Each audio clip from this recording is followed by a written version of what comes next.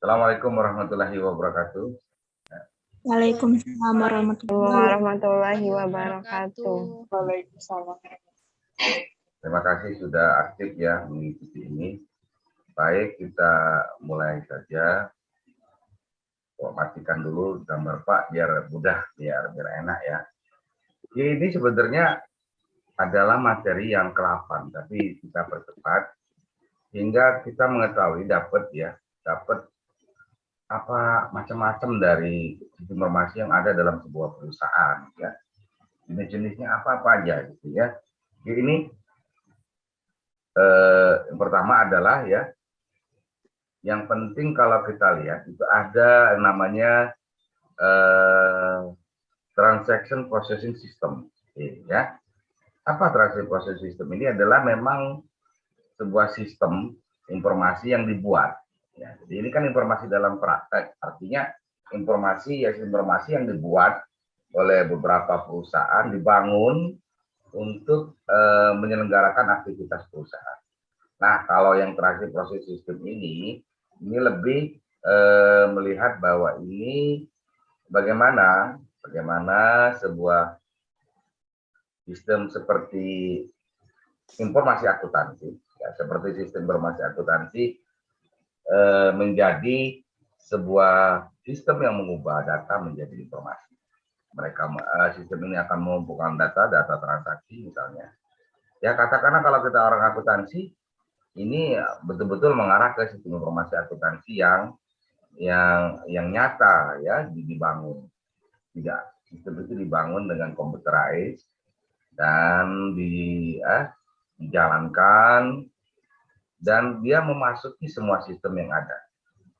Pak akan sampaikan ulangi lagi bahwa sistem TPS atau sistem informasi akuntansi ini nantinya akan memasuki semua sistem yang ada.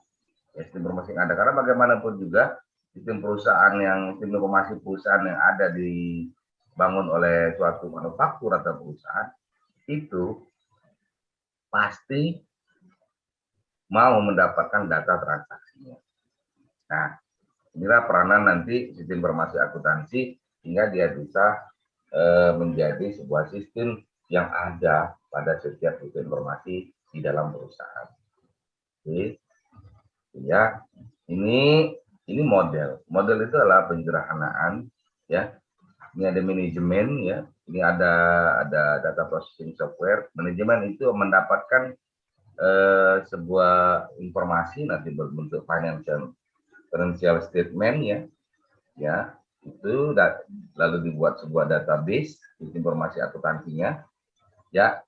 Data itu diolah dan menjadi sebuah laporan keuangan, laporan penjualan dan sebagainya. Lalu apa sih inputnya? Apa inputnya adalah misalnya saja dari physical resources ya, gitu ya, misalnya transaksi bahan baku dan sebagainya ya.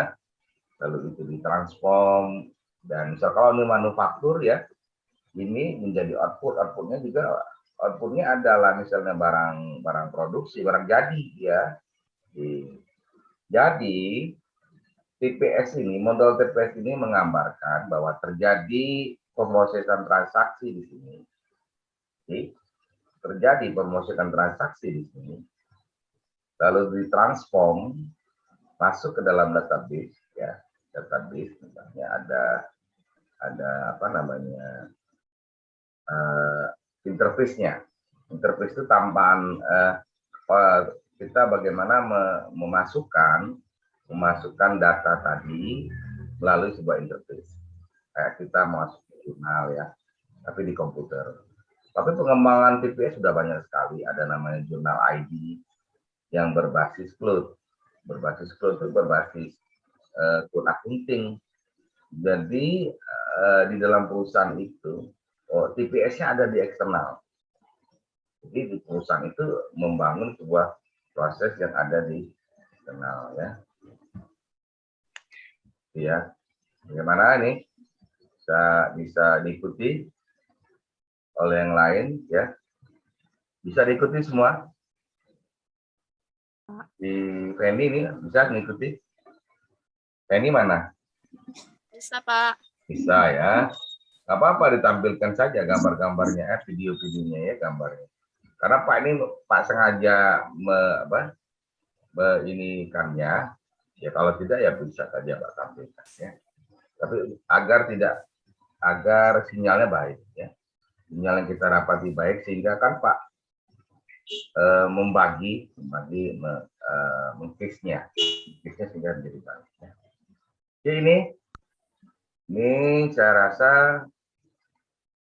jadi sistem sebuah TPS sebenarnya informasi adalah bisa juga dimakan distribusi sistem ya. Jadi dia akan memasuki semua sistem yang ada di dalam perusahaan. Nah, ini kalau kita lihat ini adalah sistem pembelian ya. Yang sistem ya dalam konteks ini sistem pembelian ada kita beli secara kredit kepada perusahaan lain. Ini bentuknya ini distribusi. Ini ada supplier akan masukkan barangnya nanti ya ke dalam stok material stock room-nya atau yang dikenal dengan warehouse.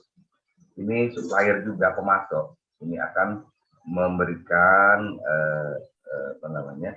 Ini kan penjualan nih, ya salah, bukan pembelian, penjualan ya, penjualan. Ini apa namanya penjualan, ini pembelian. Jadi ada dua di distribusi ini itu pembelian dan penjualan yang menjadi satu. Oke. Jadi kalau di dalam sistem penjualan sales order bukan purchase order ya, itu ada namanya invoice, nanti customer akan memasukkan invoice. Ya. Ya. Customer akan maksudnya ini invoice kita serahkan kepada customer. Kalau ini kan supplier. Ya. Baru benar ini supplier memasukkan tagihannya kepada kita. Ini kita ya, ini kita. Customer akan melakukan pesanan penjualan kepada kita, ini sales order. Ini kalau ada penjualannya reject ya, retur, sistem returnya. Lalu ini kita menjual lalu kita menagih ya. Ini juga statementnya, pernyataannya kita membuat kontrak dan sebagainya. Ini pembayaran dari customer, payment by customer. Ini distribution system, ini benar. Lalu ini ada komitmen ketika kita mendapat barang dari pemasok. Ya, ini ada barang pemasok loh ya. Ini kita melakukan pesanan penjualan, purchase order. Suppliernya ini nih, ya. Kita beli bahan baku misalnya. Lalu supplier juga mengirim shipment, ya. Lalu dia juga dengan bersamaan juga mengirim tagihan, supplier invoice. Ya mungkin kalian sudah belajar tentang sistem informasi akuntansi, sistem informasi akuntansi yang manual ya. Oh, ini kan berbentuk computerized ya. Jadi sebenarnya akuntansi sudah sangat dipermudah oleh IT. Artinya begitu. Nah, ini payment to supplier, pembayaran kepada pemasok, ya pemasok misalnya pemasok bahan baku dan sebagainya. Lalu barang tadi masuk ke dalam gudang, material stock room. Oke? Lalu apa yang terjadi? Semua transaksi penjualan dan transaksi pembelian ini masuk dalam sebuah jurnal di distribusi sistem untuk nantinya menjadi laporan laba rugi, menjadi laporan neraca, balance sheet, lalu dan berbentuk budget report ya. Kita juga dari beberapa transaksi tersebut dapat membuat laporan anggaran ya. Tidak anggaran seperti ini dan ini dibutuhkan oleh ini ya. Ini sebuah gambaran tentang TPS ya. Ini lebih lanjut lagi. Wah, ketika itu ini kalau dibaca oleh programmer ini bisa. Oh, ternyata nanti di customer itu ada ini. Ya. Ada fill order. Ya, itu yang memasukkan ke sana. Ini menjadi modul-modul yang akan diprogram oleh para programming. Namun yang mendesainnya adalah kita. Ini cara mendesainnya. Ya. Jadi ini pakai diagram alur ya. Jadi ini subsistem dari TPS itu atau distribution system itu ada misalnya sistem untuk memenuhi pesanan pelanggan, ya, persediaan pengganti dan sebagainya ya. Saya kira itu yang di dalam subsistem ya ini ya TPS. Atau salah satu lagi nanti ini akan berbentuk buku besar, ya. Setelah kita ngejurnal, ada bentuk beberapa lagi proses yang dilakukan oleh SIA informasi akuntansi, ya. Ada nanti mengupdate buku besar, updating general ledger, ya, gitu ya. Lalu pembuatan laporan manajemen, bukan laporan akuntansi. Misalnya laporan manajemen itu laporan penjualan, laporan pembelian. Nah, itu sih ya dari apa yang ada dalam buku besar. Itu ya. Itu sih. Ya. Nah, ini proses buku besarnya. Nah, baru kita lihat.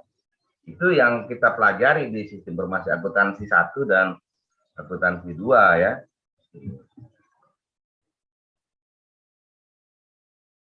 Ya, jadi kalau di sistem informasi ini SPM ini kita coba lihat bagaimana sebuah IT membangun sebuah sistem informasi akuntansi yang secara manual yang kita pelajari. Sebenarnya ada baiknya memang kita di S1 sudah mulai mengenal bagaimana orang-orang membangun sistem informasi akuntansi.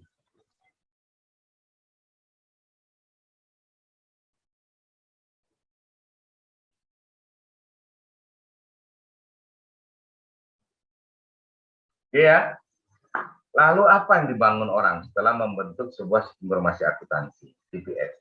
Jadi orang pertama kali itu akan membuat sebuah sistem transaksi processing system ya, belum yang lain ya. Baru kenapa harus bangun sistem SIA dulu? Karena memang SIA itu menjadi induk dari semua sistem, bukan menjadi induk, menjadi hal yang sangat penting untuk membangun sebuah sistem yang lain. Misalkan saja ada sistem baru ya, sistem PT Pusri membangun misalnya, setelah membangun apa namanya, ya kita buka saja ya. Setelah PT Pusri membangun misalnya sebuah sistem informasi akuntansi, maka selanjutnya PT Pusri misalnya akan membangun marketing informasi sistem. Lalu di mana peranan sistem informasi akuntansi nanti bisa kita lihat di tabel, di gambarnya ya, di figurnya itu. Figur sebuah sistem marketing informasi sistem ya. Ini untuk lebih, nah ini ya, ini model of marketing informasi sistem ya, model of marketing informasi sistem. Coba kalian kita lihat bahwa ini ada input subsystem, ada output subsystem. Jadi subsystem input dan subsystem output. Ini siap. Ini yang kalian pelajari dan berada dalam marketing informasi sistem. Ya, artinya setiap transaksi processing system ini atau informasi akuntansi ini itu ada di model di dalam marketing informasi sistem. Dia menjadi input, ya harus ada gitu. Lalu dan menjadi sumber daya internal. Lain itu, setelah memang sudah dibentuk market transaksi processing system, maka selanjutnya ada namanya marketing research system. Nah, ini yang melakukan studi pasar, ya, survei pasar. Nah, itu bagaimana mereka nanti perusahaan itu menentukan selera di situ, ya, menentukan taste dari sebuah produk, desain produk. Nah, itu berdasarkan riset. Nantinya menentukan jumlah produksi berdasarkan survei pasar tadi, misalnya riset pemasaran, ya, riset pemasaran. Lalu yang berikut ada namanya marketing intelligence subsystem, ya. Jadi sebuah tapi ini environmental search, artinya di eksternal dia berada nih. Nah, ini kan intelligence system ini tadi kita berusaha mengumpulkan data yang berbentuk lingkungan, ya. Nah, ya. Oke, marketing ini lingkungan berfungsi untuk menjaga tetap, artinya informasi pada perusahaan pesaing itu kita dapati. Itu intelijensi sistemnya di marketing, ya. Ya. Oke, nah ini Sebagai Pak sampaikan tadi, intelijensi sistem ini bagaimana kita memasukkan informasi dari luar untuk marketing kita, pemasaran kita. Namun ini transaksi system akan memproses transaksi terkait dengan penjualan atau pemasaran. Ya. Jadi apa yang keluar dari sana, ya. Pertama adalah produk subsistem produk, bagaimana merancang, bagaimana nanti perusahaan akan bisa menentukan produk berapa, ya, kuantitasnya berapa, produknya bagaimana, gitu ya. Lalu price subsystem, price itu di mana kita akan memasarkan produk tadi, dengan melakukan riset marketing tadi dan intelijensi mana sih daerah yang banyak membutuhkan produk kita, gitu. Lalu promotion, iklan, ya, mengingat berapa pentingnya iklan itu bagi sebuah sistem yang ada di marketing, ya. Jadi promotion system ini akan membentuk bagaimana sebuah perusahaan melakukan promosi. Lalu price, bagaimana perusahaan menentukan harga. Jadi inputnya dari tiga tadi, transaksi proses sistem, marketing, riset, ya, riset pasar, riset pemasaran, intelijensi marketing, intelijensi pemasaran, ya, kecerdasan dalam pemasaran itu namanya. Lalu itu akan menjadi sebuah output subsistem produk, ya, bagaimana kemudian place, ya, lalu bagaimana kita mempromosikan sebuah subsistem, nah, gitu. Bagaimana kita mempromosikan produk, lalu dia bisa menentukan harga yang baik bagi sistem kita tadi, ya. Jadi kita juga bisa menggabungkan mengintegrasikan beberapa output yang ada di sini, ya. Ini product subsystem, place subsystem, promotion system, place ini menjadi integrate maker. Ya, bisa kita lihat variabel-variabel yang mempengaruhi sebuah marketing pemasaran, ya, itu integrate. Nah, ini penjelasan lebih banyak, ya. Jadi nanti si perusahaan tadi dengan integrate akan bisa membangun sebuah strategi pemasaran, ya. Terintegrasi ini kan pada nantinya mengacu kepada strategi. Nah, sehingga semua ini akan larinya ke pembeli atau user. Oke. Ini dalam marketing informasi sistem. Jadi seperti gambar kupu-kupu, ya. Ya, gitu, ya. Ada input, ada proses, ada output. Apa yang kita bangun? Kita bangun folder ini. Folder ini dari yang distribusi sistem sudah ada, tinggal masukkan saja. Lalu bangun juga sebuah riset pasar, sistem riset pasar, ya. Misalnya pendataan harga-harga, ya, gitu, ya. Pendataan keinginan dari konsumen, ya. Kalau intelijensi harga-harga pesaing, ya. Lalu ini produk. Ya, itu dalam M-case, ya. Dalam marketing informasi sistem. Lalu apa yang berikutnya? Yang berikutnya adalah selain marketing informasi sistem, ada lagi namanya human resources informasi system. Oke, ini memang terkait dengan sumber daya manusia. Tidak hanya penggajian. Oke, kalau kemarin kalian belajar di sistem informasi akuntansi hanya proses sistem penggajian, maka ini lebih luas lagi. Ya, lebih luas lagi dan lebih jauh lagi jangkauannya, ya. Jadi yang namanya human resource information system atau HRIS ini lebih besar daripada dari yang kalian pelajari di sistem informasi akuntansi, sistem penggajian dan sebagainya itu, ya. Oke. Lalu ada lagi manufacturing, ya. Ini sebenarnya adalah berkaitan dengan operasi manufaktur perusahaan. Menjadi membuat bahan mentah menjadi barang jadi, gitu, ya. Lalu ada lagi financial information system, ini terkait dengan manajemen keuangan, ya. Ini bagaimana seorang manajer itu akan melakukan aktivitas keuangan perusahaan, ya. Bisa saja yang berada di financial process-nya bisa saja orang akuntansi, bisa saja orang-orang yang keuangan, manajemen keuangan, ya. Jadi Human Resources Information System, Manufacturing Information System, dan Financial Information System. Selain Marketing Information System. Ini yang dibangun oleh kayak perusahaan-perusahaan besar gitu ya. Ya gitu. Manufaktur industri dan lain ya. Nah, jadi sekarang kita lihat bagaimana model dari figur gambar dari model Human Resource Information System. Oke. Yang menarik sekali bahwa di sana tetap ada sistem informasi akuntansi, transaksi processing system. Ada lagi ya di sini. Lalu ini adalah riset sumber daya manusia ya internal. Bagaimana kita meneliti kemampuan dari kompetensi di sumber daya kita miliki. Lalu human resources intelligence system ya, bagaimana sih sebuah sumber daya manusia yang berada di perusahaan-perusahaan lain.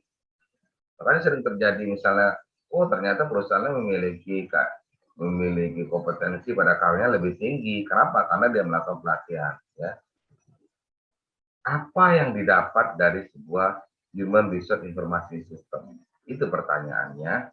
Maka kita bisa membuat sebuah perencanaan pada workforce, tim kerja ya, tim kerja yang memang yang baik gitu ya. Misalnya itu ada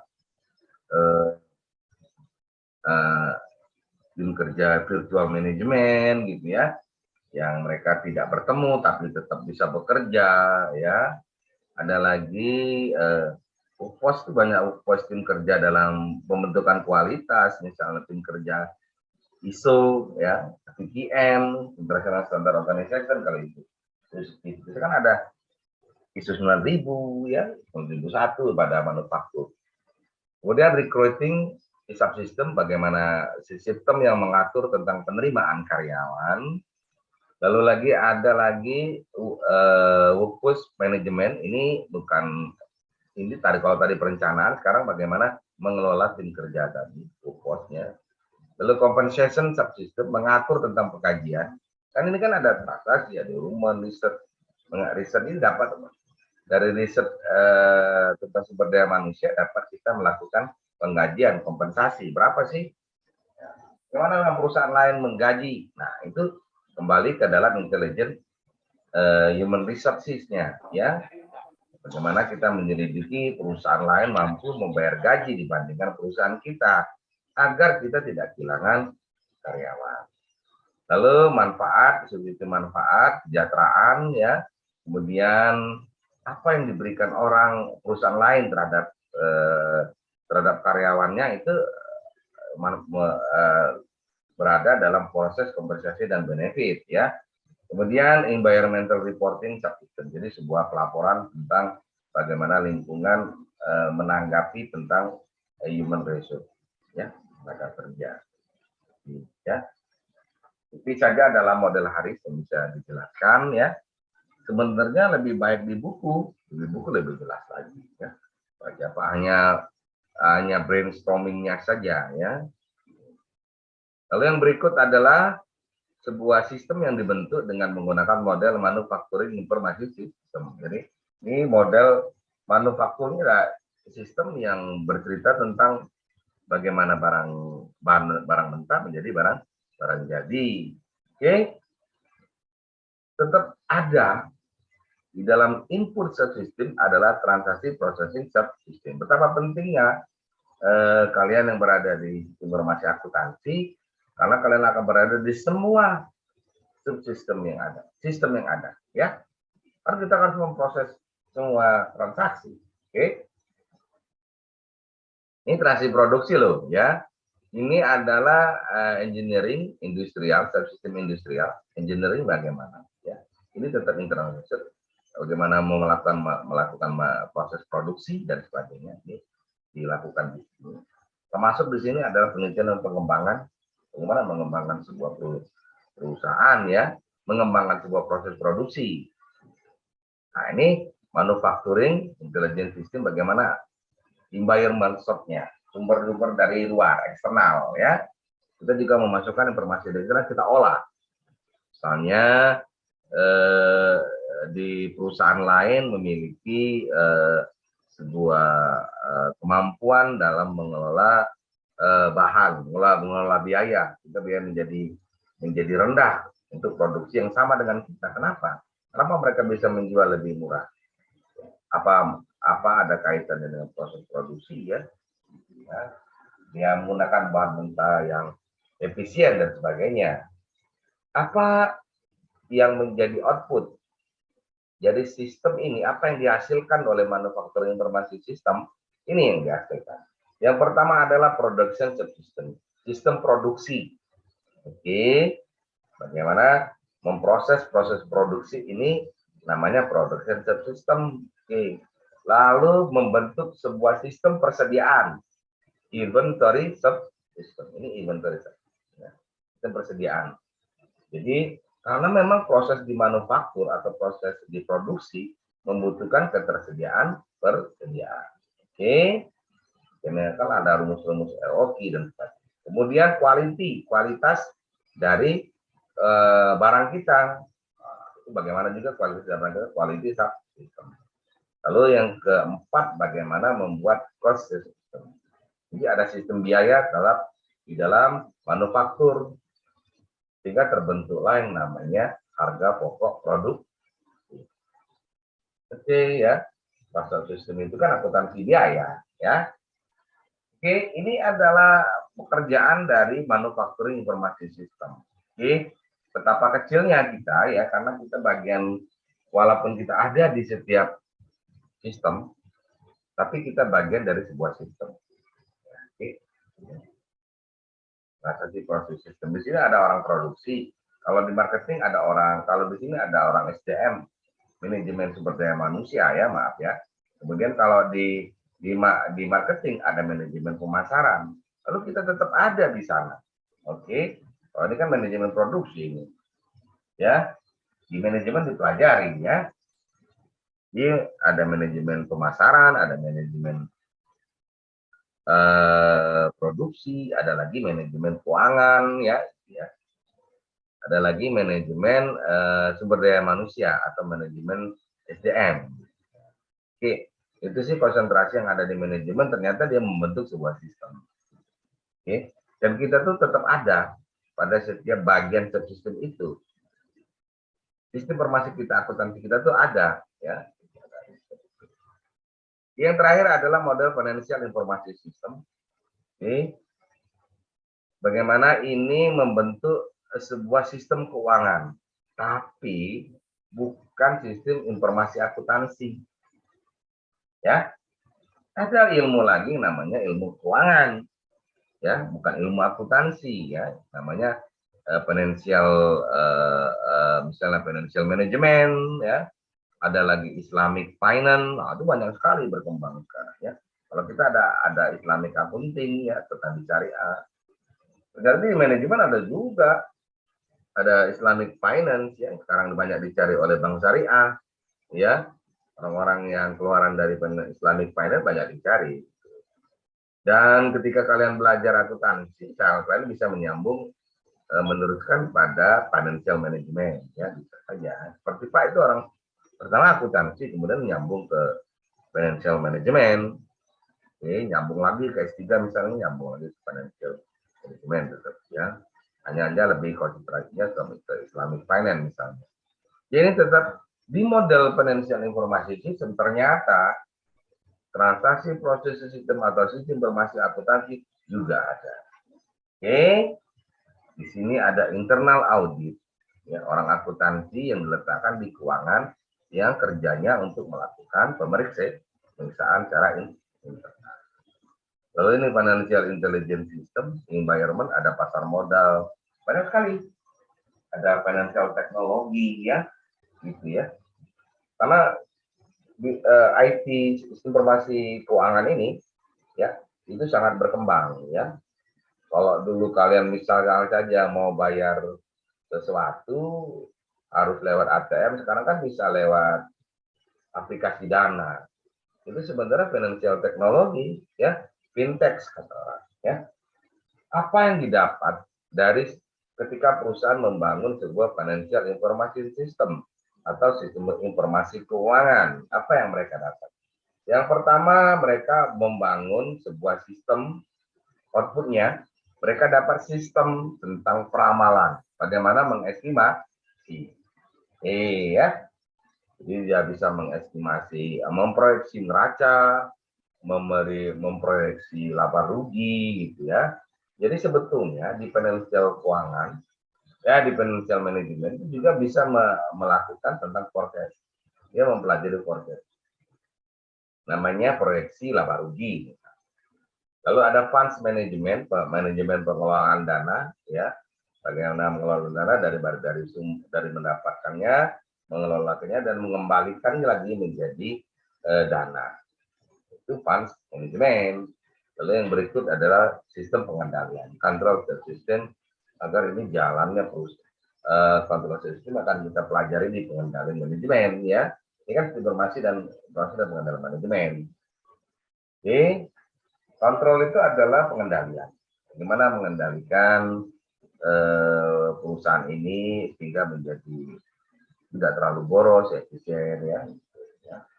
Dan ini sebenarnya larinya untuk ke user yang menggunakan ini, ya, baik customer, baik kita sendiri yang menggunakan ini, ya, perusahaan akan menggunakan ini, ya. Karena memang akan usernya nanti bisa terlibat banyak dalam banyak perusahaan. Misalnya perusahaan itu banyak cabang, banyak perwakilannya seperti PT Kusri, dia membangun marketing informasi sistem, dia juga membangun humanisasi sistem. Jadi untuk mengatur sistem keuangan dari seluruh provinsi yang ada di Indonesia, dia menggunakan sistem informasi keuangan. Oke. Nah, ini adalah Executive Information System, ACE. Ya, ini pahami aja nih. Jadi 4 model ini, dulu 2 ya, 3. Nah, ini NKIS ya. Nah, ini 4 model ini biasanya ada di setiap perusahaan.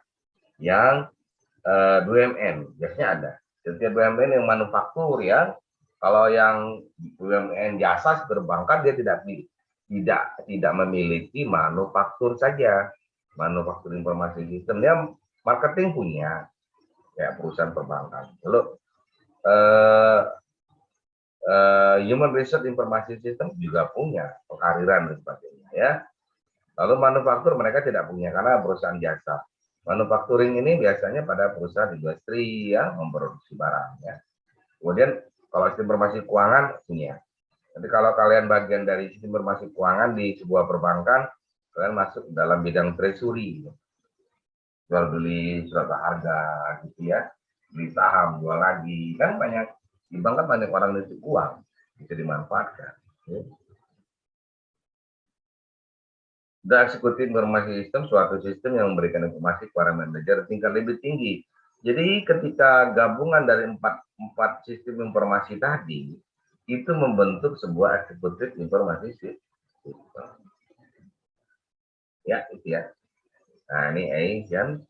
Jadi ada lagi yang apa? Ini personal komputer, orang yang duduk di manajer puncak, gitu ya. Dia dapat banyak sekali sistem informasinya. Ya, kira-kira begitu ya. Nah, ini beberapa customer relationship management, ya. Hubungan antara perusahaan dengan pelanggannya, membangun sebuah sistem, misalnya membangun hubungan antara customer dan relation dengan perusahaan. Jadi kita tahu sih apa keinginannya dan apa yang tersusun dalam banyak periode, ya. Ini data warehouse adalah sistem pergudangan, ya. Bagaimana menyimpan data, gitu ya. Kalau data 4 ini toko data, seperti dulu makro, ya, sekarangnya apa ya, bukan makro namanya, hyper, ya, hypermart lah, seperti itu, ya. Ya, tapi dalam bentuk data. Jadi toko data orang bisa banyak memiliki, kita membentuk data dari sebuah sebuah perusahaan, sehingga data itu bisa digunakan untuk penelitian dan riset ya, riset dan pengembangan ya. Data warehouse memang membutuhkan kapasitas penyimpanan yang sangat besar, kayak Dropbox. Nah, itu data warehouse yang online, atau Google Drive. Nah, itu data warehouse secara online. Ya, kita bisa memanfaatkan Dropbox atau ini ya, ataupun Google Drive. Ya, sedikit lagi ya, karena ini akan menjelang. Ya, kira yang lain bisa kalian baca ya, karena memang sebenarnya sudah jelas. Tapi yang paling penting 4 sistem tadi kalian kuasai. Kalau ini tambah-tambahan saja, data warehouse, bagaimana sebuah perusahaan membentuk sebuah sistem gudang data, ya, membuat gudang data. Kalau kita ngomongnya repository, jadi gudang-gudang data dibentuk. Misalnya kalian kalau tidak bisa tidak masuk ke dalam sistem penjualan, maka kalian masuk kepada repository, ya, simpan saja file-filenya itu ya.